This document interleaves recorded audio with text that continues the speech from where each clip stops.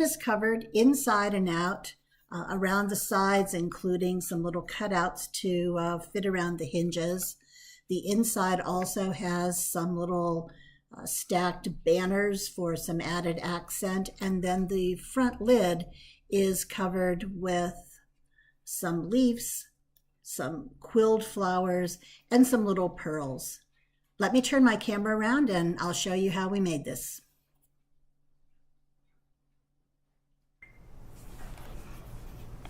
So now I'd like to show you how to make this altered Altoid tin. In your kit, you have an Altoid tin, and if you open it up, you'll find that you have the strips that will go around the outside of the tin. They're a little curved, and that's actually good because it'll allow you to take it around the perimeter without it cracking and bending. You also have 4 sheets of pattern paper that's been cut to fit the top, bottom, and insides of the tin, and it comes in 2 sizes, and I'll talk you through that in a minute. You've got 3 pre-cut flowers that are ready to soften up with your fingers and then quill into flowers. And you've also got 3 bases that we're going to mist and shape into some little petals that those rolled flowers will sit on. You've got 2 leaf bundles.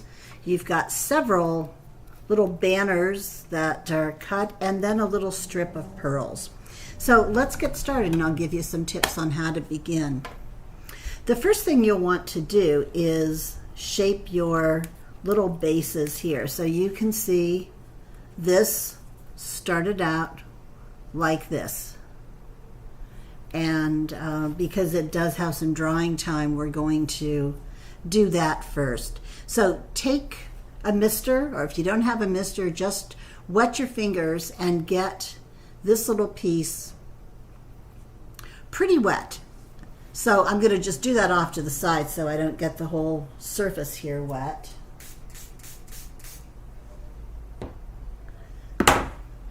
And now let's just take it and start bending those little petals under. And really there is no wrong way to do it. Don't be real fussy with it. And once you get the petals kind of going in their own way, pinch the bottom from the bottom and just kind of hold it. And as you can see, as you're working it around, you've got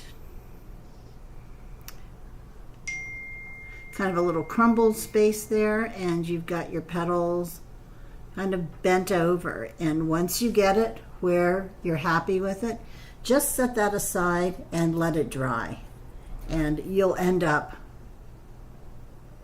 with a piece that looks like this, that's nice and sturdy and dry and ready to use. So the next thing we'll want to do is ink the edges.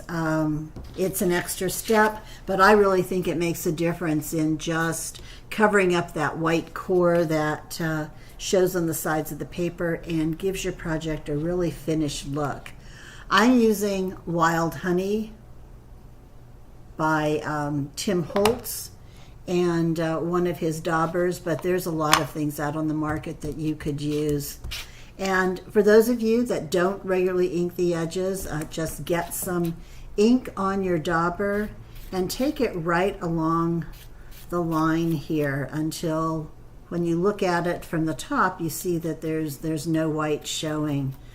Here, it's a little tricky to get it into those little pre-cut hinges, but it's just really getting some color on it, and you'll see when we start putting this together what a difference that makes.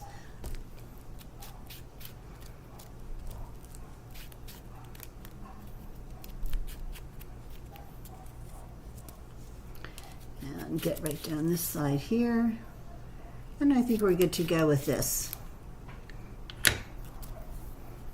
So now we're going to start gluing our pieces together, and I like to use the Nuvo Clear Dry glue. You just need a tiny thin bead of glue and it really holds these projects together.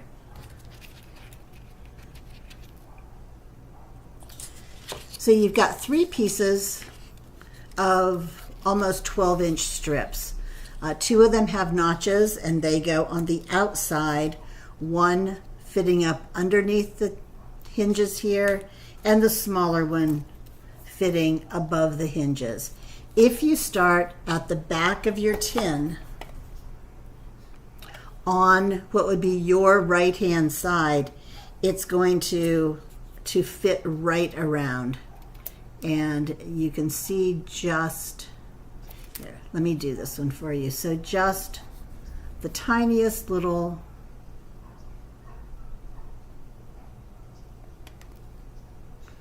bead of glue. I think the most important places to get it are on the corners, because that's where it would have the least or the most likelihood of coming undone. And you can actually put your glue down all the way around, and really when I say a little bit, that's all you need.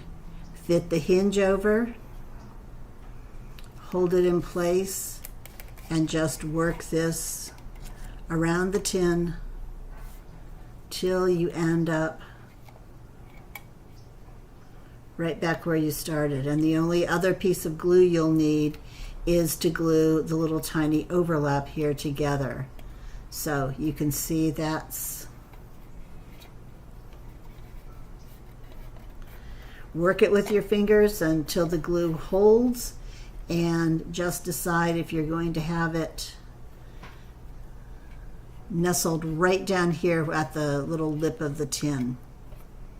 So you'll do that for the outside, starting the same way with this piece on the back here and going all the way around. Inside, we're going to use this piece, and you'll want to get it a little bendable, and then kind of pay attention to the writing on the green if that's going to be the side you're gluing, because there is the faintest writing on the flowered side, and you'll want to make sure that you have it oriented the right way. So you can kind of gauge that by, if this is the right way, then the faint writing here is also the right way. So same thing, we're just going to put a bead of glue around the inside here. Curl this up, and I like to put the hinge on the inside. I think it's the least visible right there. But get this inside, and then just give it some holds to hold the corners down as the glue sets up. And again, now something I find helpful both for this part and when we put the things down is a spoon is very helpful in getting in those curved corners. And this is just a teaspoon from your kitchen drawer. And then we'll want that last little bit of glue right here. And put that down. Now, your mats. Same thing. If you want to use the flowered side, just make sure that you're putting them in with the writing going the same way as if you were using the green side. And that way, any writing that's on this side will be in the right direction. And as I said before, there's 2 sizes, and they are very slight in their difference. So the easiest way to do it is to stack them up and just kind of take a look at them. So you can see here when I stack these that this is a big one, and now we just have 3 to look at, and this one is the match. So these go on the outside of the tin, and these 2 go on the inside. So just decide which one you want to be on the bottom here. That would be your focal point. And remember, on the top, I've given you some little banners, so keep that in mind when you decide how you want to put these in. So I think I'm going to put this one down here, and this one just needs some glue around here that you can see. It slips right in. And if you use your spoon, you can get things right in the corner and get that. So you can see the inside is totally covered. There's no seams, there's no glue seeping out because we kept the glue in the center. And we're ready to move on to the next step. Now, if you decide to use this as a gift card holder for a gift, be sure to tie a ribbon around the gift card, because a gift card is just the exact size as this opening. And once you put it in, it's going to be difficult to get out unless you have a ribbon on it to use that to pull out. So on this side, we're going to glue this and put this piece in. And then you've got your little banners. And if we look at the sample here, you can see that the banners, I just ink the edges, pop them up on a tiny little piece of chipboard. The center one, I doubled it up just to give some dimension, and then accented it with some of the pearls on the corners that you have in your kit. You could certainly use pop dots for this, but I just like to have little strips of chipboard that I've cut from, you can see here, this was from some saltine crackers, and just put a dot of glue and a little piece of chipboard, and you've got a nice sturdy backing to glue your banners on. So let's move on to the flowers. You've got 3 spiral cut flowers here, and they're in 2 sizes. So since we have the smallest base already dried and ready to use, I'll use one of the small ones. And paper behaves better if you kind of work it through your fingers before you start doing something to it. And so just work this through a couple times. And then if you've got a quilling tool, what you'll want to do is just decide what you want to be the front of your flower and hold that up on top as you quill. And then put your quilling tool through the corner, so see the paper slides right into that little cutout in the quilling tool, and we're going to just turn it and turn it and turn it till you get to the center. Slide your tool out and put a tiny little dot of glue there. What I like to do first, though, is to kind of let it sit for a minute and unfurl, and now's the time that you can take your ink and really just ink up the edges and then curl it back in. Put a dab of glue on this center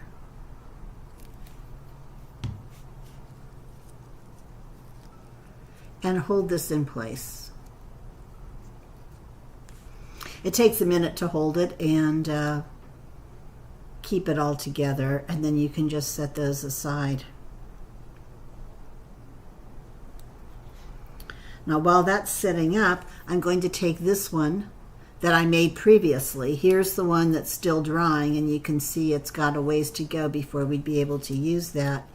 But this one, I'm just going to take my dauber and ink up the edges. I've tried doing the ink before I mist them, and it makes a mess, but so I prefer to ink it after they've been misted and formed and dried. So now this is ready. Just a little dot of glue in here. And then just set this in. And this is kind of combining two of the flower styles that I like to use in my projects. I love the quilled flowers, and I love the misted and shaped flowers. And putting the two together just gives you some extra dimension and some extra width when you're working in a small space like this. So you can see here's the large one. Here's two of the smaller ones. These were made from the same size cut piece, but it's just how tightly you quill them and then let them stay together when you glue them that you can get the two different sizes. So that's your flowers.